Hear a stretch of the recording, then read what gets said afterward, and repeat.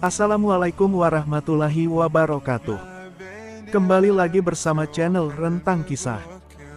Kali ini, saya akan berbagi kisah mengenai Nabi Syamun alaihi salam, seorang nabi yang tidak memiliki pengikut, dan kaitan beliau dengan malam Lailatul Qadar.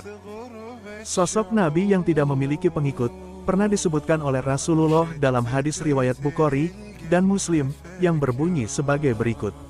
Telah diperlihatkan kepadaku umat-umat, maka ada seorang nabi, dan yang ikut bersamanya satu kelompok kecil, ada seorang nabi, dan yang ikut bersamanya hanya 1-2 orang, dan ada juga seorang nabi, tapi tidak bersamanya seorang pengikut pun.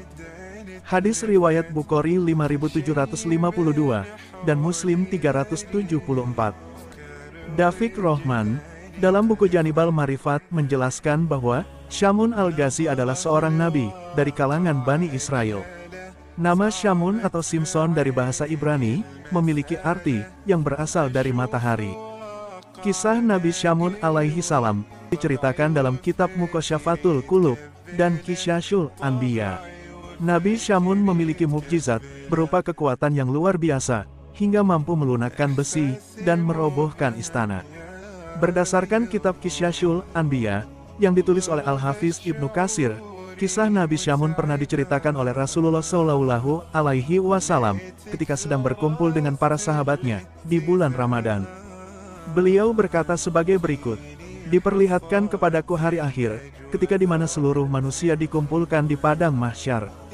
Semua nabi dan rasul berkumpul bersama umatnya masing-masing, masuk ke dalam surga.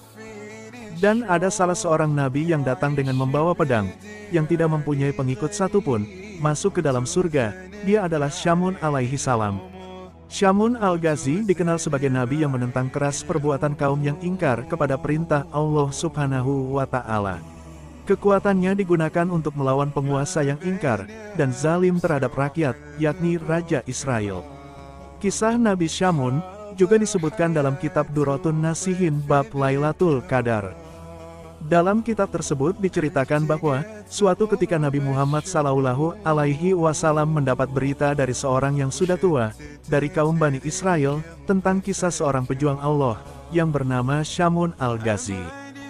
Kisah Nabi Syamun ini terdapat dalam Al-Quran, Surah Al-Baqarah ayat 246. Allah Subhanahu wa Ta'ala berfirman, yang artinya berbunyi, "Apakah kalian tidak memperhatikan pemuka-pemuka Bani Israel sesudah Nabi Musa, yaitu ketika mereka berkata kepada seorang nabi mereka, 'Angkatlah untuk kami seorang raja, supaya kami berperang di bawah pimpinannya, di jalan Allah.'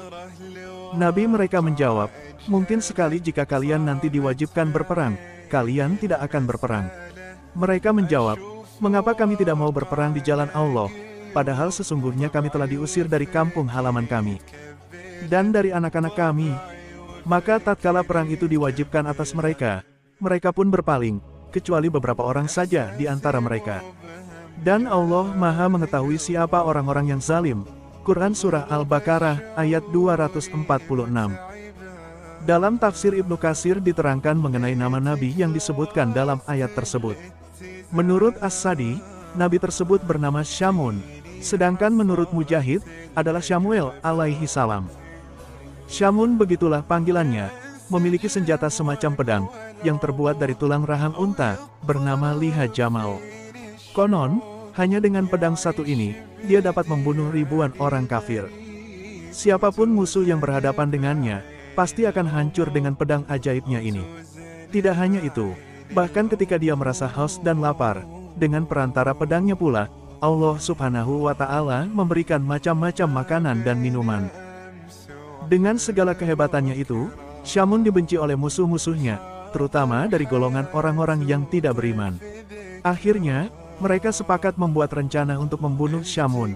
Mereka kemudian bersiasat memanfaatkan istri Syamun, yang kebetulan tidak beriman kepada Allah, untuk ikut membantu membunuh suaminya, Syamun. Setelah dirayu dengan imbalan yang menggiurkan, sang istri mengiyakan ajakan tersebut untuk membunuh Syamun. Maka orang-orang yang tidak beriman memberikan ide, agar dia mengikat tangan dan kaki Syamun sewaktu tidur, untuk kemudian mereka akan membunuhnya beramai-ramai.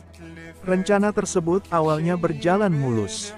Namun, ketika bangun, Syamun dengan mudah dapat melepaskan tali yang mengikatnya dengan satu ucapan doa. Gagal dengan rencana pertama, orang kafir menyusun rencana lainnya, yakni Syamun diikat dengan rantai besi. Namun, dengan sekali hentakan, Syamun pun dapat menghancurkan rantai tersebut. Karena penasaran, sang istri akhirnya bertanya kepada Syamun, "Kamu ini kan manusia, pasti suatu saat mati juga. Tapi apa dan bagaimana kelemahanmu?" "Kelemahanku sebenarnya rambutku sendiri," jawab Syamun. Lalu, pada suatu malam di saat orang tidur, istri Syamun memotong rambut suaminya yang panjang, kemudian diikatkan ke badan Syamun. Berhasil, esoknya Syamun benar-benar tidak bisa bergerak. Kabar ini segera diumumkan kepada semua orang, bahwa Syamun sudah terjerat. Kemudian, Syamun yang sudah tidak berdaya, dibawa menuju sebuah gedung untuk dieksekusi mati. Pada saat itulah, Allah Subhanahu wa Ta'ala kemudian menurunkan malaikat Jibril untuk membantu Syamun. "Apa permintaanmu pada Allah?" tanya malaikat Jibril kepada Syamun. Kemudian dijawab Syamun, "Aku minta hanya satu, kekuatan dari Allah. Bismillah, la haula wala quwata illa billah." Seketika itu juga, tiang-tiang yang menyangga gedung menjadi ambruk, seluruh gedung pun runtuh menimpa semua orang kafir, termasuk istri Syamun, hingga mereka semua meninggal. Dalam riwayat disebutkan bahwa, suatu ketika, Rasulullah Shallallahu Alaihi Wasallam bercerita tentang seorang laki-laki dari Bani Israel, yang tidak henti-hentinya berjihad di jalan Allah, selama 1000 bulan. Salah satu dari sahabat ada yang bertanya, "Ya Rasulullah, berapa tahun dia berperang melawan orang kafir?" 80 tahun, jawab Rasulullah. "Lalu, berapa besar pahalanya orang ini?" tanya sahabat kembali.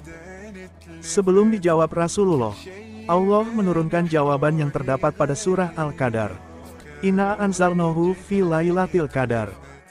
Kisah Nabi Syamun tersebut membuat para sahabat Rasulullah merasa kagum dengan amalan yang dimiliki beliau.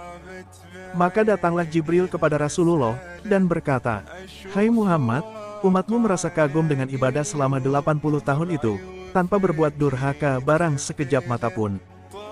Sesungguhnya Allah Subhanahu wa Ta'ala telah menurunkan hal yang lebih baik daripada itu." Kemudian malaikat Jibril membacakan kepadanya firman Allah Subhanahu wa Ta'ala dalam surah Al-Qadar ayat 1-3, yang artinya berbunyi, "Sesungguhnya kami telah menurunkannya, Al-Quran, pada malam kemuliaan. Dan tahukah kamu apakah malam kemuliaan itu? Malam kemuliaan itu lebih baik daripada 1000 bulan. Ini lebih baik daripada apa yang engkau dan umatmu kagumi. Maka bergembiralah karenanya, Rasulullah Shallallahu Alaihi Wasallam, dan orang-orang yang bersamanya saat itu." Itulah kisah Nabi Syamun alaihi salam, dalam Islam yang perlu diketahui. Sekian konten Islami kali ini. Nantikan konten Islami menarik lainnya, hanya di channel Rentang Kisah. Jangan lupa subscribe, like, komen dan share video ini, ya, teman-teman. Terima kasih. Wassalamualaikum warahmatullahi wabarakatuh.